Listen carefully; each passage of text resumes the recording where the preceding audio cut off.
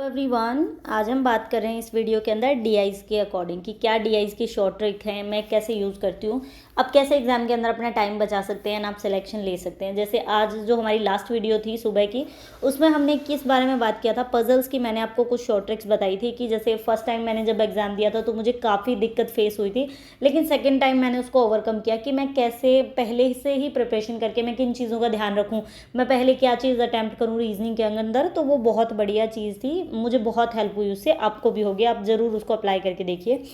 ठीक है, अब हम बात करते हैं डीआईज के बारे में कि डीआई की क्या शॉर्ट ट्रिक है। काफ़ी स्टूडेंट्स के कमेंट आ रहे थे कि डीआईज की क्या शॉर्ट ट्रिक है। देखिए, डीआईज की यही शॉर्ट ट्रिक है। सबसे इंपॉर्टेंट चीज़ तो डीआईज, अगर आप क्वांट्स की प्रिपरेशन कर रहे हैं, आपका कैलकुलेशन अच्छा होना चाहिए। आपको टेबल्स, क्यूब्स, स्केयर्स 30 तक एटलीस्ट क्यूब्स एंड आपको 100 तक के स्केयर्स याद होने चाहिए। टेबल्स आपको ज़्यादा नहीं तो 25 या फिर 20 तक की टेबल्स आपको याद होनी चाहिए, इससे आपको बहुत ज़्यादा हेल्प मिलेगी।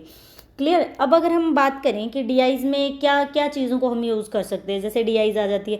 सबसे पहले कुछ स्टूडेंट्स को केसलेट डीआई में प्रॉब्लम आती है, तो वो आप अपने अकॉर्डिंग देख सकते हैं। अगर आपको प्रॉब्लम आती है उसको लास्ट में अटैम्प्ट करिए, पहले ऐसी चीज़ें मत करिए, क्योंकि कैसलेट कई बार क्या होती है ना, इन्फॉर्मेशन बड़ी दे रखी है लेकिन मे भी कई बार ईजी हो जाती है कैसलेट। लेकिन हम ऐसे क्वेश्चन की तरफ जाएं सबसे पहले जिसकी हमें इन्फॉर्मेशन पजल की तरह प्रिपेयर करनी पड़े, मे बी वो बने मे बी ना बने, देन फिर हम मूव करें उसके क्वेश्चंस की तरफ।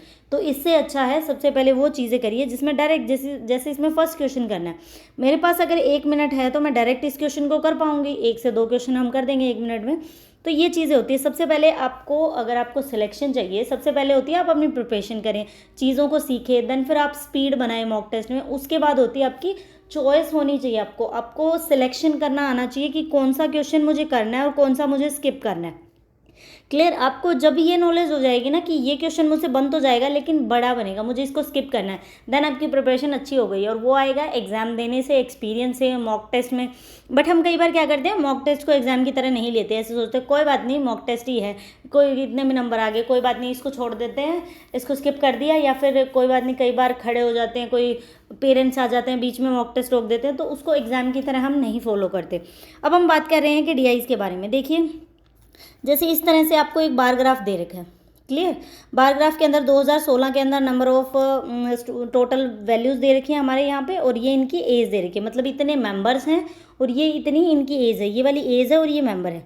क्लियर। इस तरह की डीआई में मैं क्या करती हूँ, देखिए ये है मॉक टेस्ट। मॉक टेस्ट में कैसे, जैसे इन्होंने 45 लिख दिया, 30 लिख दिया, 50 लिख दिया, 40 लिख दिया, फिर तो कोई प्रॉब्लम नहीं है। अगर हमसे पूछे कि जो टोटल नंबर ऑफ, मतलब टोटल मेंबर्स हैं, उनका आप एवरेज निकालिए, तो हम क्या करेंगे, 45, 50, 30, 60, 75 सबको ऐड करके और 5 से डिवाइड कर देंगे। लेकिन एग्ज़ाम में ऐसा नहीं आता।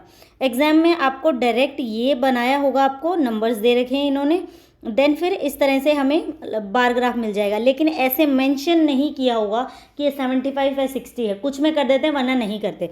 तो इस तरह के क्वेश्चंस में काफ़ी बार प्रॉब्लम आती है। जैसे एवरेज पूछे तो फिर हमें आइडिया लगाना पड़ता है कि ये बीच में है तो ये 75 हो सकता है, ये तो आपको काफ़ी ईजी दे रखा है। इस तरह की चीज़ें हों तो मैं क्या करती हूँ, जैसे टोटल नंबर ऑफ मेंबर लिख लिए मैंने यहाँ पे, ऐसे मेंबर लिख लिए, ये उनकी एज हो गई, तो मैं इस तरह से ABCD जैसे 2016 2018 इनका वैल्यू लिख लेती हूँ, ताकि मुझे बार बार इस ग्राफ की तरफ ना देखना पड़े। क्लियर।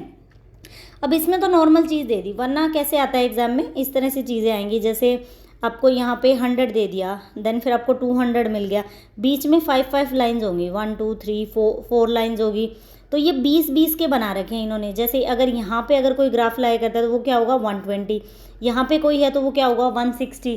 तो कई बार हम ऐसे करने में ही रह जाते हैं, कितना हो गया 160, ये कितना हो गया 180, उसमें काफ़ी टाइम लगता है, आपको नहीं फील होता बट टाइम जा रहा होता है आपका। तो मैं इस तरह की चीज़ों को लिख लेती हूँ। क्लियर। एक दूसरा एग्जाम्पल की बात करें तो देखिए ये लाइन ग्राफ दे रखा है, इस तरह से भी इजी क्वेश्चन आ जाते हैं। अब इसमें देखिए, अब आपको 450, 550, 500, 600, 400 लिख रखा है, कोई प्रॉब्लम नहीं है। एग्जाम में नहीं लिखा होगा, एग्जाम में आपको डायरेक्ट यहाँ पे डॉट लिख देंगे, आप आइडिया लगाइए, ये तो 50-50 का गैप दे रखा है, वरना 10-10 का भी गैप होता है कई बार। तो इन चीज़ों को पहले लिख लिया करो, लिखने से बार बार स्क्रीन की तरफ नहीं देखना पड़ेगा। क्लियर। कई बार इन्फॉर्मेशन कैसे होती है, जैसे मान लीजिए हम लैपटॉप पे दे रहे हैं एग्ज़ाम, तो हमें दिक्कत नहीं होती, हम डायरेक्ट आ जाती है चीज़ें नीचे, लेकिन जब आप कंप्यूटर पे देंगे तो आपको बार बार स्क्रॉल करने में बहुत ज़्यादा दिक्कत होगी। इसीलिए कंप्यूटर हमारे 2-3 मिनट तो आप ऐसे सोचिए कि कंप्यूटर पे अगर फर्स्ट टाइम या फिर ऐसे दे रहे हो, वो आपका टाइम खा जाएगा। बाकी नॉर्मल जैसे मॉक टेस्ट लैपटॉप पे देते हैं या फ़ोन में देते हैं उसके कंपैरिजन में कंप्यूटर आपका टाइम खा जाएगा। क्लियर। अगर हम ये वाला देखें इस तरह से, देखिए इसके अंदर ये DI दे रखी है हमें, ठीक है, सर्कल बेस DI दे दी। इसमें जैसे यहाँ पे इसने नाम लिख दिया, क्लियर, इन चीज़ों की वैल्यूज़ हो गई। अब मान लीजिए कि ये ABC है, ABCDEF जो भी हैं, ठीक है। अगर ये हमें यहाँ पे नाम ना दिए हो, जैसे एग्जाम में एक बार इस तरह से आया था, उन्होंने डायरेक्ट क्या लिख रखा था, ये कलर दे दिया, A दे दिया या फिर 2016 लिख दिया एंड यहाँ पे कलर मेंशन कर दिया और ये बोला कि ये वाला कलर 2016 का था। तो कई बार जैसे हमें ब्लू पे जाना है तो देखना पड़ता था ये कौन सा है 2016 का। तो इस तरह की चीज़ें आप लिख सकते हैं। सबसे मोस्ट इंपॉर्टेंट चीज़ मैं तो आपको जस्ट यही बताऊंगी कि मैं एग्ज़ाम में लिख लेती हूँ, मेरे लिए ये सही रहता है कि मैं चीज़ों को लिख लिया तो मेरे लिए बेनिफिशियल होता है। आप लिख सकते हैं इनको, क्लियर। कई बार क्या होता है ना कि कुछ DIs आपको डिफ़िकल्ट दिखने में डिफ़िकल्ट लगेंगी। कुछ के क्वेश्चन देखिए सिर्फ 4 लाइन्स के होते हैं, तो हमें जैसे इसमें तो 3 ही लाइन है, छोटा सा क्वेश्चन है। कई बार क्वेश्चन बड़ा होता है तो हमें ऐसा लगता है कि नहीं ये डिफ़िकल्ट होगा। कई बार उसमें कुछ भी नहीं पूछ रखा होता है, जिसकी स्टेटमेंट बड़ी होती है ना वो ईजी हो जाता है।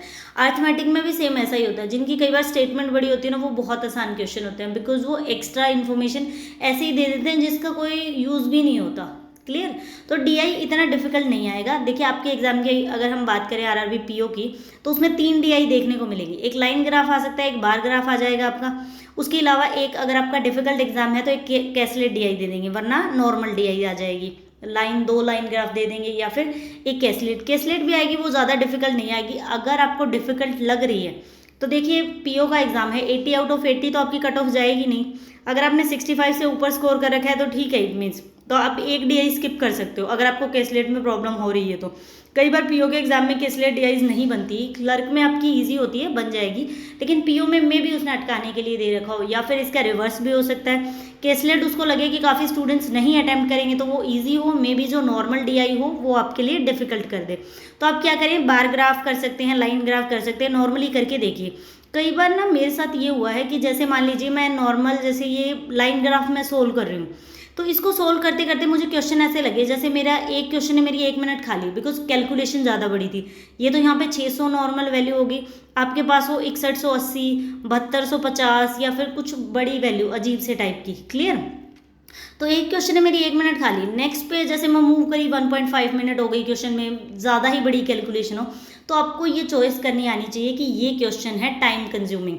हर क्वेश्चन डिफिकल्ट नहीं होता कि जो आपसे बने ही ना, कुछ ऐसे बनाए होते हैं जो टाइम कंज्यूमिंग होते हैं, जो उसमें अटक गया उसका टाइम रह गया, और जो इस चीज़ को स्किप करके हमेशा ट्राई करने की कोशिश करें चीज़ को। जैसे आपने फर्स्ट क्वेश्चन, हमें पता नहीं लगेगा ना अगर ये मुश्किल है डिफिकल्ट है, आपको लग रहा है कि जैसे कैसलेट नहीं करनी, बार ग्राफ या लाइन ग्राफ में से आपको कोई करना है, तो आप बार ग्राफ करके देखिए। जैसे आप ये लाइन ग्राफ को सोल्व करें, आपने 2 क्वेश्चन किया, आपको लगा कि बहुत ज़्यादा टाइम कंज्यूमिंग है, थर्ड फोर्थ डायरेक्ट क्वेश्चन देखिए, स्टेटमेंट ज़्यादा ऐसी लग रही है तो आप उसको एक बार स्किप करिए, नेक्स्ट चीज़ के ऊपर जाइए। देन फिर आपको ऐसे लगे कि आगे चीज़ें जैसे कैसलेट है, कैसलेट नहीं बनानी, देन फिर आप वापस आ सकते हैं। तो आपको चॉइस ऑफ क्वेश्चन की चॉइस करना आना बहुत इंपॉर्टेंट है आपके लिए। आपको पता होना चाहिए कि मैं इसको कर पाऊंगा या नहीं कर पाऊंगा।